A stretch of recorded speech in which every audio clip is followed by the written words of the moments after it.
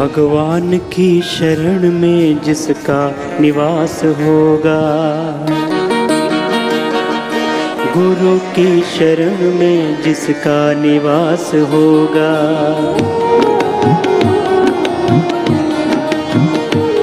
भगवान की शरण में,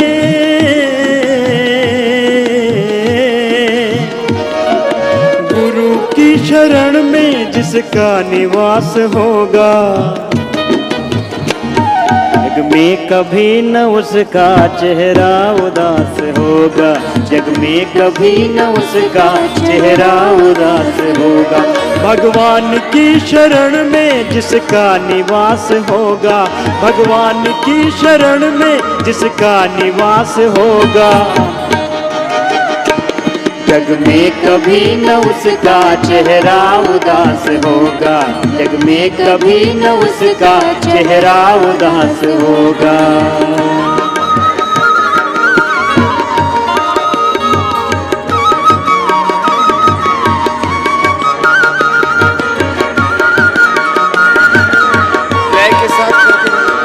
प्रभो तेरी शरण सर्वधर्मान् परित्यज्य मामेकं शरणं व्रज, अहं त्वा सर्वपापेभ्यो मोक्षयिष्यामि मा शुच, यदङ्गदास्यसि त्वमग्ने भद्रं करिष्यसि तवेतत् सत्यमङ्गिरः। ॐ यात्मदा बलदा यस्य विश्वोपासते, प्रशं यस्य देवा यस्य छायामृतं यस्य मृत्युः तस्य देवाय भविष्यविदेव। प्रभु आपकी शरणागति। मैंने कहा था ना, अशुभ से बचने का उपाय, असफलता से, दुख से, दरिद्रता से बचने का दो उपाय है। एक तो वितर्क बाधरे प्रतिपक्ष भाव, कि जो हम कर रहे हैं उसका अनंत गुणा फल मिलने वाला है, तो पापों की तरफ तुम कदम ही नहीं धरोगे। तुमको लगेगा कि भाई ये तो अनंत गुणा अपने को मिलेगा यदि किसी का अनादर करेंगे, किसी का अपमान करेंगे, किसी का नुकसान करेंगे, किसी की चोरी जारी करेंगे, हिंसा करेंगे। और दूसरा एक उपाय है भगवान की शरणागति, गुरु की शरणागति, गुरु आज्ञा में रहना, शास्त्र आज्ञा में रहना, वेद आज्ञा में रहना, गुरु की शरणागति और फिर गुरु आज्ञा का पालन करना, भगवान की शरणागति। और जो आत्मा में फिर परमात्मा भगवान प्रेरणा देता, बस उसी के अनुसार अपने मन वचन कर्म आचरण करना। प्रभु तो हर एक दिल में रहता है घर बनाकर, इंसान ढूंढता है क्यों दूर दूर जाकर। प्रभु तो हर एक दिल में रहता है घर बनाकर, इंसान ढूंढता है क्यों दूर दूर जाकर। अज्ञानता का मोटा पर्दा जरा हटाकर, एक बार देख ले तू गुरु के समीप आकर। चाहूं ओर से तुम्हारा, चाहूं ओर से तुम्हारा, चाहूं ओर से तुम्हारा हरदम विकास होगा। जग में कभी न उसका चेहरा उदास होगा, जग में कभी न उसका चेहरा उदास होगा। परमात्मा को तुमने दिल से नहीं पुकारा, बाहर के चक्षुओं से बाहर उसे निहारा।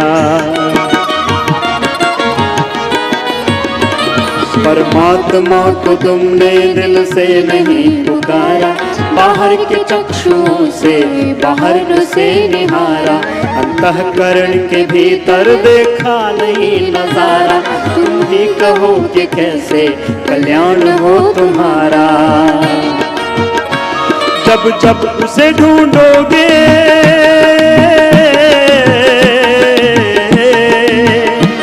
जब जब उसे ढूंढोगे, जब जब उसे ढूंढोगे, प्रभु आस पास होगा। जग में कभी न उसका चेहरा उदास होगा, जग में कभी न उसका चेहरा उदास होगा, जग में कभी न उसका चेहरा उदास होगा। जैसा कर्म करोगे वैसा ही फल मिलेगा, कीकर की टहनियों पर कैसे कमल खिलेगा। कोई लाख सर खपा ले मुर्दा नहीं जिएगा, चिड़िया की चोंच से तो शरबत नहीं हिलेगा। ऐसे विफल तुम्हारा, ऐसे विफल तुम्हारा, ऐसे विफल तुम्हारा सारा प्रयास होगा। जग में कभी न उसका चेहरा उदास होगा, जग में कभी न उसका चेहरा उदास होगा, जग में कभी न उसका चेहरा उदास होगा। आप ही गाइए। कहते हैं लोग प्रभु तो देवों का देवता है, परमाणुओं से छोटा आकाश से बड़ा है।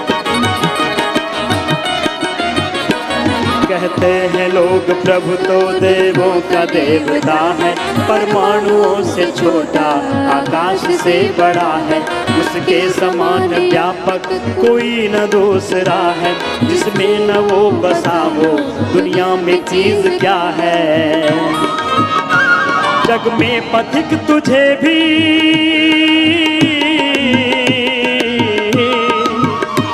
जग में पथिक तुझे भी, जग में पथिक तुझे भी ऐसा आभास होगा। जग में कभी न उसका चेहरा उदास होगा, जग में कभी न उसका चेहरा उदास होगा। भगवान की शरण में जिसका निवास होगा, गुरु की शरण में जिसका निवास होगा।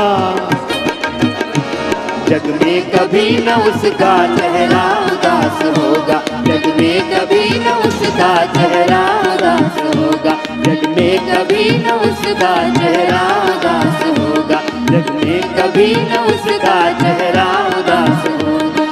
जग में कभी न उसका चेहरा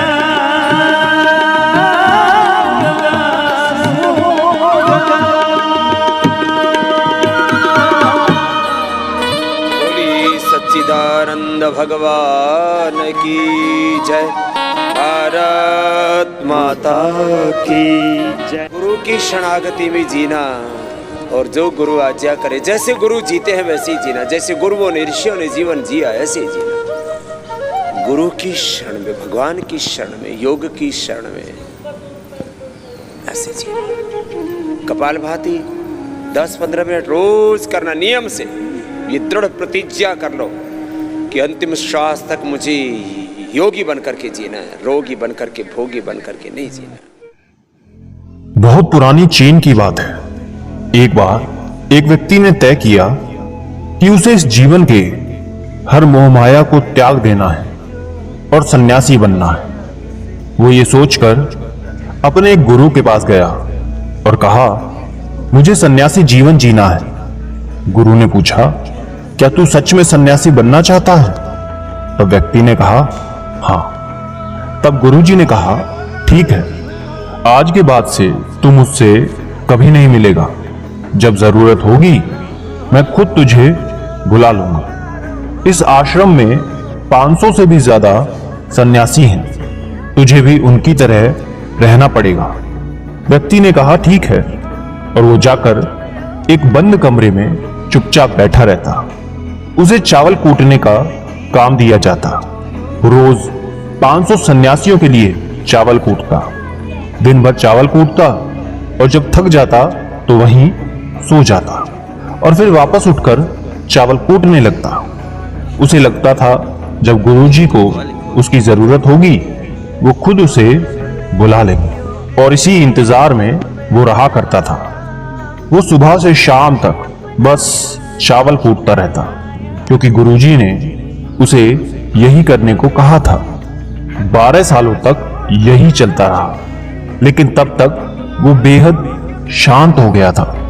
उसके मन में ना कोई विचार, ना कोई अड़चन।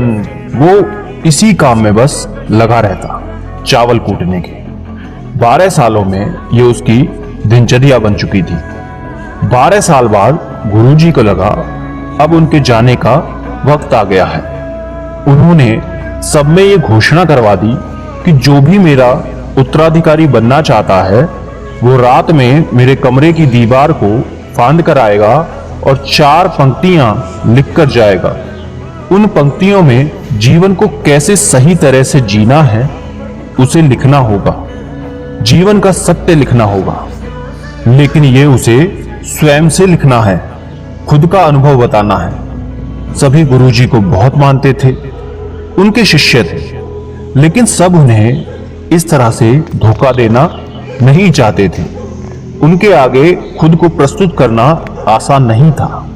हिम्मत तो सभी शिष्यों में थी, लेकिन यह काम कोई करना चाह नहीं रहा था। उन्हीं में से एक विद्वान शिष्य ने यह करके दिखाया।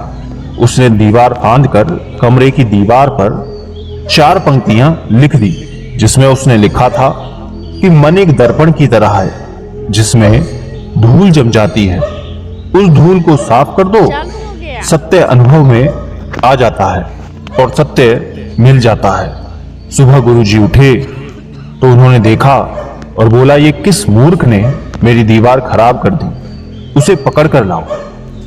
लेकिन वो विद्वान रात में ही भाग गया था, क्योंकि ये विचार उसके नहीं थे। उसने बड़े बड़े ग्रंथों में से ये विचार उठाकर वहां पर लिख दिए थे। उसने जाते समय अपने मित्रों से कहा था, अगर गुरुजी को पंक्तियां पसंद आ जाएं तो मुझे बता देना, परंतु अगर वो क्रोधित हो जाएं तो उन्हें मेरा पता मत बताना। सब चिंतित हो गए। ये सभी लोग ये मानते थे कि इतने सुंदर शब्द हैं, मन एक दर्पण की तरह ही तो है, जिसमें शब्दों विचारों की धूल जम जाती है। वहीं उसे साफ कर दें तो सत्य का प्रतिबिंब दिखाई देने लगता है। इसमें कहां कुछ गलत है। गुरु कुछ ज्यादा ही सख्त हैं। देखते हैं वो इससे भी ऊंची बातें कहां से लाते हैं। पूरे आश्रम में यही बातें चल रही थी। उन्हीं में से 4 व्यक्ति एक दूसरे से बात करते हुए उस चावल कूटने वाले के पास से निकले। उनकी बातें सुनकर वो हंसने लगा। वो चारों ये देख सोचने लगे और पूछा, इसमें हंसने की क्या बात है? तब वो बोला कि सही तो कह रहे हैं गुरुजी, किस नासमझ ने ये लिखा है। ये सुन वो चारों भड़क गए और बोले, तुम क्या जानो इसका मतलब? इतने सालों से बस चावल ही कूट रहे हो, तुम्हें शास्त्रों के ग्रंथों के ज्ञान के बारे में क्या पता? अगर इतनी ही ये पंक्तियां गलत हैं तो तुम इससे अच्छे कोई शब्द बताओ। वो व्यक्ति बोला, ठीक है मैं बता दूंगा, लेकिन मैं इतने सालों से चावल कूटते कूटते लिखना भूल गया हूं। किसी को लिखना पड़ेगा। और हां, ये जान लो, मुझे उत्तराधिकारी बनने का कोई शौक नहीं है। अगर मुझे ये उपाधि मिली तो मैं कान पकड़ता हूं और विचार नहीं बताऊंगा। तब उन चारों ने कहा, अरे तू हमें बता, हम लिखते हैं। व्यक्ति ने कहा, लिखो। कैसा दर्पण कैसी धूल, ना कोई दर्पण ना कोई धूल, जो इसे जान लेता है सत्य को प्राप्त हो जाता है। आधी रात को ये सब पढ़कर गुरुजी उस चावल कूटने वाले के पास गए और कहा, अब तू यहां से भाग जा, वरना ये 500 के 500 तुझे मार डालेंगे। ये मेरा चोगाले, तू मेरा उत्तराधिकारी बनना चाहे या ना चाहे, इससे कोई फर्क नहीं पड़ता, लेकिन मैंने तुझे ही अपना उत्तराधिकारी मान लिया है। और अगर ये बात इन सबको पता चल गई तो ये बर्दाश्त नहीं कर पाएंगे कि एक चावल कूटने वाला उत्तराधिकारी कैसे बन गया, वो कैसे सत्य को प्राप्त हो गया, आत्मज्ञान को प्राप्त हो गया, और ये शास्त्र जानने वाले सर पीटते रह गए। इसलिए तू यहां से दूर भाग जा। अतः एक बार गौतम बुद्ध ने भी अपने शिष्य से कहा था कि जब तुम्हारे अंदर भी विचार आना बंद हो जाएंगे, उस दिन तुम सत्य का अनुभव करोगे, खुद को, ब्रह्मांड को समझ पाओगे। और यही बुद्धत्व प्राप्ति का पहला कदम है, मन को शांत करने का पहला तरीका जो बौद्धिक ग्रंथों में बताया गया है। वो है खुद के विचारों पर काम करना है। आपके अंदर क्या चल रहा है उसे अच्छी तरह समझना, ना कि अपने विचारों को कहीं भी दबाना। ऐसा करना गलत है। मन भटकेगा, बार बार भटकेगा, लेकिन जब भी आपको ऐसा लगे आप तुरंत अपने विचारों का निरीक्षण करना शुरू कर दें। आप खुद कुछ समय बाद नोटिस करोगे कि आप अपने विचारों को लंबे समय तक ऑब्जर्व करने लगे हो। हर तरह के अच्छे बुरे विचार आपके मन में आ रहे हैं, लेकिन आप उसके साथ किसी भी तरह की छेड़खानी नहीं करते हो। एक समय आने पर आप खुद के विचार पर आराम से कंट्रोल कर लेंगे। आप आने वाले कल या बीते हुए कल की चिंता ना करके अपने वर्तमान में जियोगे। जो अभी इस समय आपके सामने है, आपको उसी पर अपना ध्यान केंद्रित करना है।